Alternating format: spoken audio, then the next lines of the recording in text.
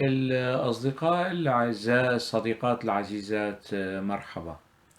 آه، شخصية مهمة ومؤثرة وفاعلة جدا في تجربة حزب العمال الكردستاني، يعني منذ مرحلة التأسيس وحتى الآن. وكان لها دور فاعل واستراتيجي في ترسيخ وتكريس دكتاتورية عبد الله أوجلان ودولته العميقة داخل الحزب. وحاليا أيضا تلعب دورا استراتيجيا ورئيسيا في تكريس دكتاتورية جميل بايك وترسيخ أركان دولته العميقة داخل الحزب، يعني على الضفتين، ضفة عبد الله أوجلان وعلى ضفة جميل بايك. والدولتان العميقتان، دولة جميل بايك ودولة عبد الله أوجلان داخل حزب العمال الكردستاني، حاليا في نوع من الخصام أو الخلاف، أو إن لم يكن التصادم يعني.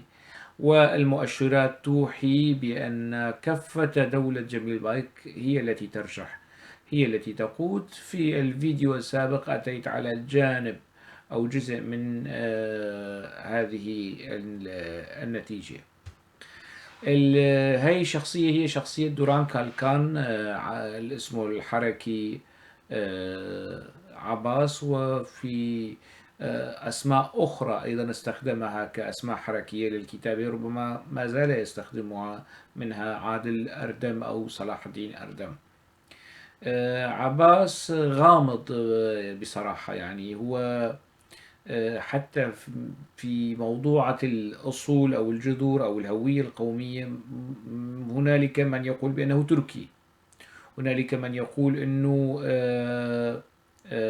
أزري، أو هو رواية ثالثة تقول بأنه لاز، رواية تقول بأنه من عائلة هاجرت منطقة أردرم واستقرت في أضنا، ورواية أخرى تقول أنه لا، من منطقة البحر الأسود. آه، يعني شخصية مش واضحة، يعني قيادات حزب العمال الكردستاني الآخرين، يعني إذا جبنا أوجلان معروف مين أبوه، مين أخوه، عائلته، أسرته. جميل بايك نفس الحكاية. مراد قرائلان أيضا لكن هذا معروف، يعني هذا دوران كالكان مش معروف، شخص يعني مش واضح. المعلومات الموجودة يعني على مواقع الويكيبيديا، سواء بالتركي أو الكردي يعني مش، يعني معلومات قليلة جدا. حتى في تاريخ حزب العمال الكردستاني ما في هذا التركيز على حقيقة هذا الشخص، فقط أنه والله شخص تركي وأممي، وبين قوسين كمال بير الثاني، وأفنى حياته في الحزب ومن أجل القضية الكردية والحقوق الكردية. هذا نعم، لكنه غامض. هذا صحيح، يعني الرجل ناضل وضمن الحزب منذ مطلع السبعينات، منذ المرحلة الجنينية الأيديولوجية، وحضر المؤتمر التأسيسي وكان مع الحزب حتى هذه اللحظة، ويشكل جزءا وركنا أساسيا واستراتيجيا من حزب العمال الكردستاني. هذا كله صحيح، لكن من هو؟ من هو هذا الشخص الذي يقود الحزب ويعني مش معروف عنه غير هذه التفاصيل البسيطة؟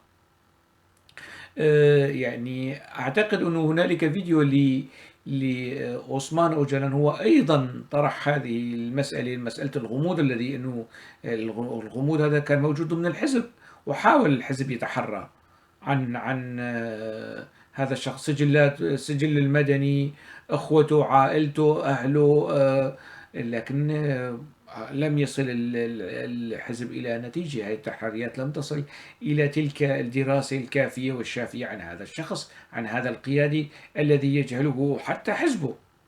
طبعا الفيديو موجود في ممكن فيديو عثمان أوجلان، لمن يريد يمكن أن يعود إليه. إذا لعبد الله أوجلان أخوة انخرطوا في حزب العمال الكردستاني. جميل بايك في عنده أخ حتى الآن موجود من حزب العمال الكردستاني.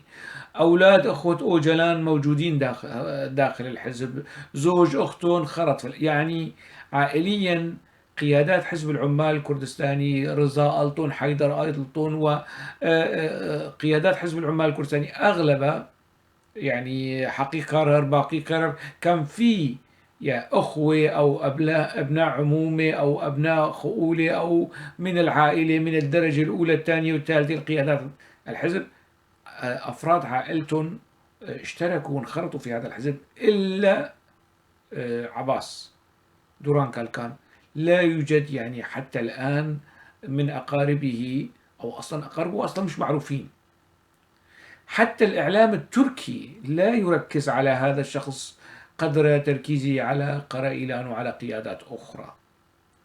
إذا جميل بايك حاليا يقود الحزب في الواجهة، لكن دور عباس دوران كالكان لا يقل أهمية مع الغموض الموجود، مع هذا اللبس والغموض الموجود في شخصية هذا الرجل. كان من الخلية التأسيسية الأولى ضمن الخلية التأسيسية اللي في جامعة أنقرة. تعرف على عبد الله أوجلان مطلع التسعينات، عفوا مطلع السبعينات. أيضا حضر المؤتمر التأسيسي، وانتخب عضوا في اللجنة المركزية وضمن الهيئة الإعلامية. الهيئة الإعلامية كان يترأسها مظلوم دوغان. تشرف هذه الهيئة على إصدار جريدة سرقبون الناطقة باسم الحزب. عباس وكثيري الدرم كانا يعاونان مظلوم دوغان في هذه المهمة. طبعا لكي لا أنسى، هو من مواليد 1954. دوران كالكان في فترة التأسيس في حادثتين مهمتين إلى جانب الغموض الذي يعني يكتنف هذه الشخصية. في حادثتين كانت البدايات في هذا الغموض. الحادثة الأولى هي اعتقال مظلوم دوغان.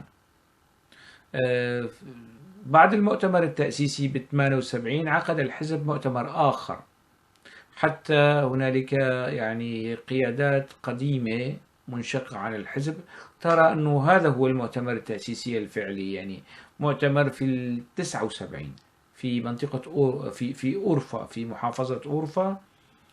حضروا أغلب قيادات أو أعضاء اللجنة المركزية. في هذا المؤتمر أو في هذا الاجتماع عقب انتهائه كان هنالك وثائق الاجتماع ووثائق جريدة سرقبون. عباس كان مكلف بتأمين سيارتين، سيارة لبعض القيادات من ضمن مظلوم دوغان في سيارة، وعباس وآخرين، واعتقد جميل بايك كان مع عباس في سيارة أخرى. السيارتين على الطريق الرئيسي السريع، ويفترض السيارة الأولى اللي فيها عباس إذا شافت شيء طارئ أو غريب أو دورية أو أي شيء يعني على طريق تنبه السيارة التي بعدها. طبعا سيارة عباس مرقت ومرت ولم تعطي أي تنبيه أو إنذار لسيارة مظلوم دوغان، وتم ضبط هذه السيارة على حاجز شرطة مرور، يعني مش شرطة بوليس أو حاجز للجيش أو أي شيء من هذا القبيل. لكن مع تفتيش السيارة عثروا على الوثائق التي تثبت وتؤكد أن هؤلاء أعضاء في هذا التنظيم السياسي الكردي.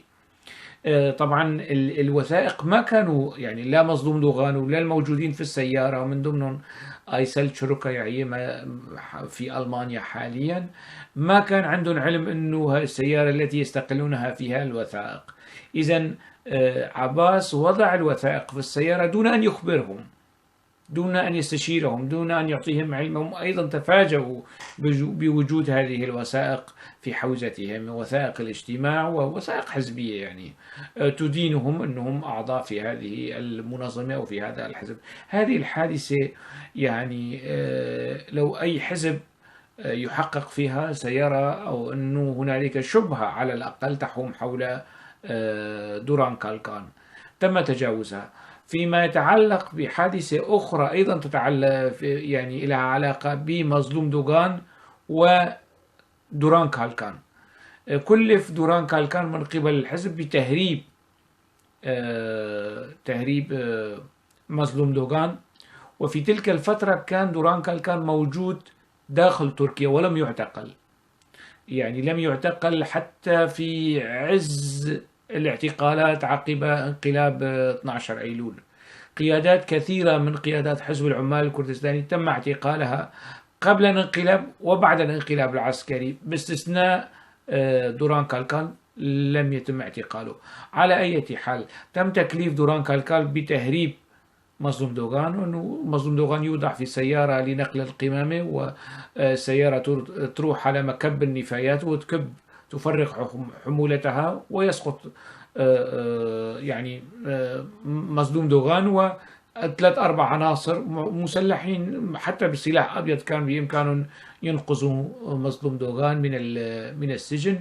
وبالفعل يعني المخطط هيك صار، يعني وضعوه في السيارة والسيارة راحت على مكب النفايات ولم يكن هنالك في انتظاره أحد. الشوفير وعمال النظافة هنيك اكتشفوا مظلوم دوغان ضمن النفايات وأعادوا مرة أخرى للسجن. ويقال أنه هذا هو السبب الرئيسي والأساسي اللي خلى مظلوم دوغان ينتحر شنقا في الحزب ولم يضرب النار بنفسه، وفق الرواية اللي يتناولها الحزب فيما بعد ال 85 صار الحزب يحكي قصة جديدة عن مظلوم دوغان، قصة مختلقة غير حقيقية، أنه مظلوم دوغان أضرم النار بجسده احتجاجا على الخيانة وعلى الاستسلام وعلى الظلم وهي القصص. لا، مظلوم دوغان انتحر يعني. وأتيت على هذه الحادثة بالوثائق من أرشيف الحزب يعني. إجمالا إذن في حادثة اعتقال مظلوم دوغان وفي حادثة عدم إنقاذه تحوم الشبهات حول دوران كالكان حاليا المسيطر والمؤثر والفاعل في حزب العمال الكردستاني. طبعا دوران كالكان اعتقل في 88 في منطقة في ألمانيا، وحكم هناك وبقي في السجن لمدة 6 سنوات. أفرج عنه في 95 أو 94 95 وعاد إلى دمشق. هناك في دمشق عبد الله وجلان عمل له إعادة تأهيل وأرسله إلى الجبال، وهو هناك منذ تلك الفترة يعني منذ منتصف التسعينات وعباس في جبال قنديل وفي مناطق زاب ويتجول هناك.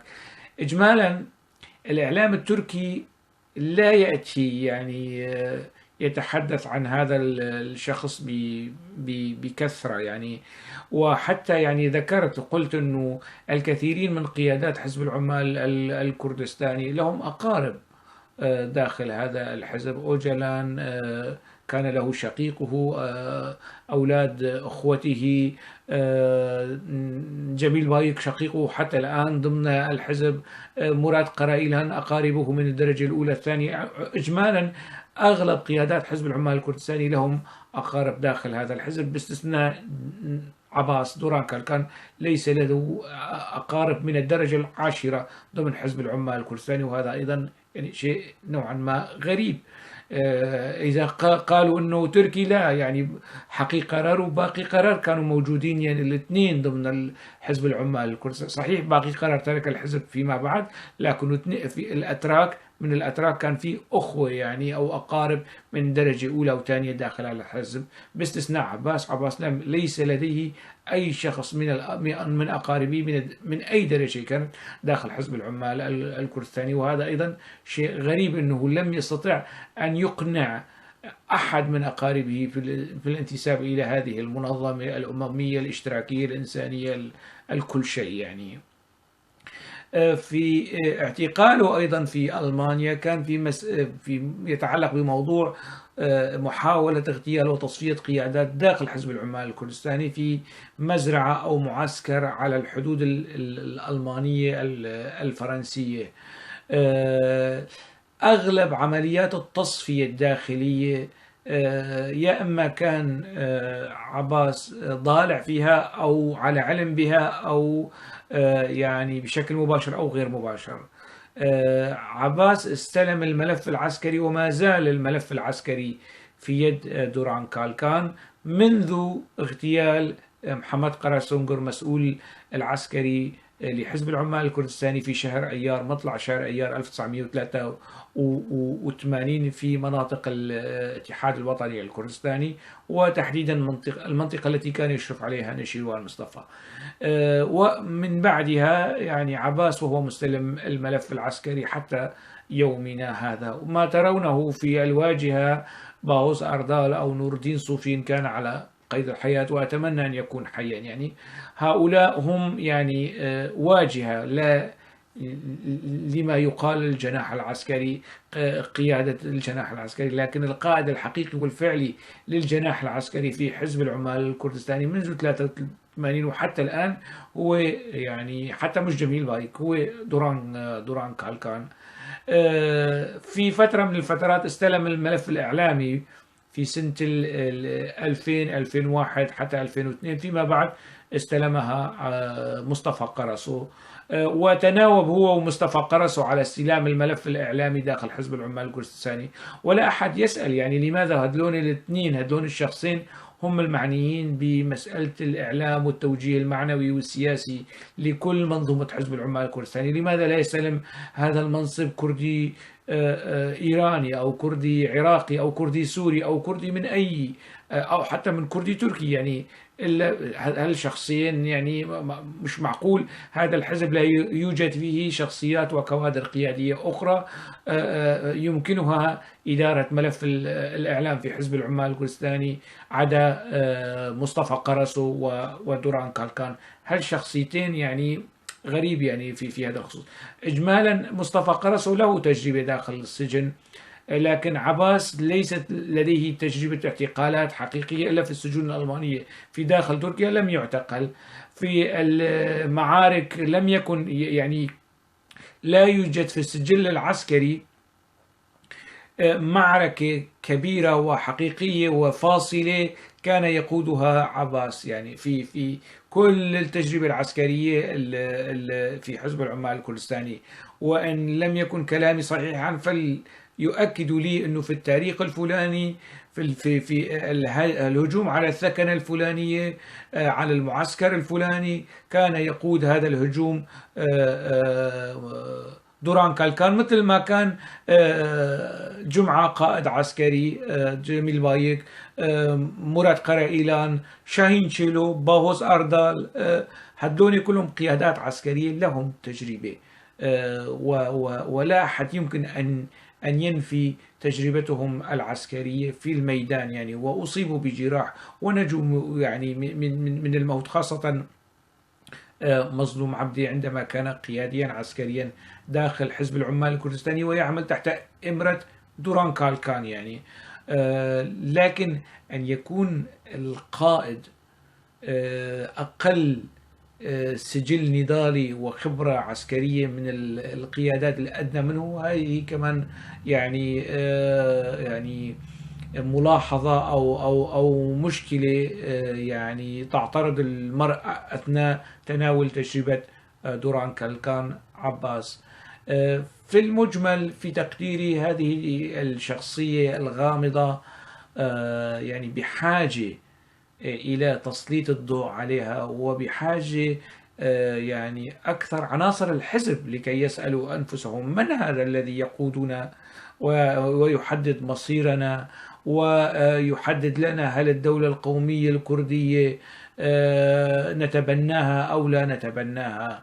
من هذا الذي يحدد مصيرنا في كردستان سوريا، ويحدد مصيرنا في كردستان العراق وفي كردستان، فيحدد مصير أكراد تركيا هم أحرار، أما يحدد مصير الكرد في إيران وفي سوريا وفي العراق، هذا أيضا يعني سؤال ينبغي أن يطرحوا على أنفسهم قيادات الكردية في بيجاك وفي باتشدك في حزب الحل الديمقراطي وفي البيدة. يعني من هو عباس، ولماذا يعني هو الذي يحدد ويرى ويضع البوصلة للكرد السوريين ولحزب الاتحاد الديمقراطي؟ ما الشيء الموجود لدى عباس وغير موجود عند باغوس وعند مظلوم عبدي وعند آلدار نفسه؟ يعني شو هالملكة، شو هالقدرة، الطاقة الموجودة لدى هذا الشخص وغير موجودة عند القيادات الكردية السورية، ويجعل القيادات الكردية السورية تتبعه يعني تبعية القطيع للراعي. يعني شو في مميز في تجربة هذا الشخص غير الغموض وغير التورط والضلوع في العشرات من عمليات التصفية؟ شخصيا أنا التقيت بدوران كالكان سنة 2007 في شهر آب، ودار بيني وبينه يعني حديث فيها. حتى الآن لا يجيد يعني جملة، يعني يكتب جملة باللغة الكردية، صار له 30-40 سنة. نعم أفنى حياته في الحياة لكن الإعلام التركي يتجاهله يعني، وهذا غريب. الإعلام الأتراك لا يستهدفونه، يعني الأتراك استهدفوا باهوس أردال والحزب أنكر استهداف باهوس أردال، لكن باهوس أردال استهدف، وهي يعرفها الكثير من القيادات الحزبية. وغير غير مستبعد أنهم استهدفوا الأتراك استهدفوا نور الدين صوفي كمان. لكن دوران كالكان أثناء وجوده في لبنان، في سوريا، في أوروبا، وفي جبال قنديل، يعني العين التركية لا ترصده.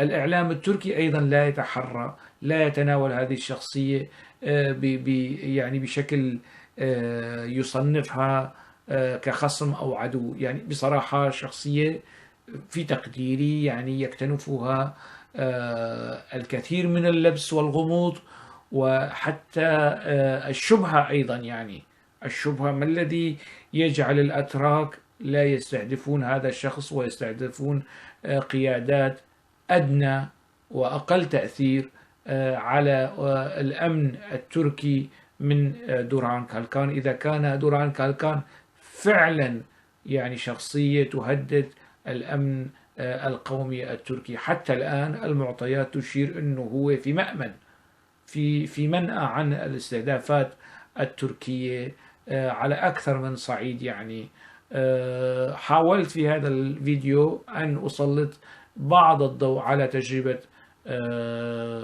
دوران كالكان عباس الذي يتحكم حاليا في حزب العمال الكردستاني، وحزب العمال الكردستاني يتحكم بمصير أكراد سوريا وأكراد العراق أيضا، وحتى أكراد إيران.